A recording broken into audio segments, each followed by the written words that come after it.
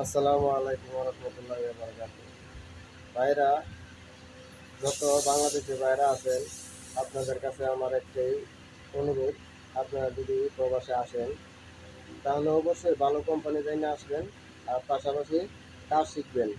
যে কোনো একটা কাজ শিখা পরে একটা সার্টিফিকেট বানাবেন। সার্টিফিকেট বানায়া বলবেন যে দালালেরে আমি এই কাজ জানি, আমার এই কাজের সার্টিফিকেট আমার কাছে আছে, আমার এই কাজের জব দিয়ে আমারে পাঠান।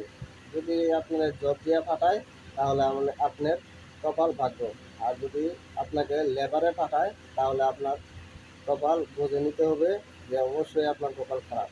কেননা কোম্পানিতে, যে কোনো কোম্পানিতে আপনি চাকরি করবেন, আপনার কাজ জানতে হবে। কাজ করতে করতে কিন্তু কাজের অভিজ্ঞতা হয়।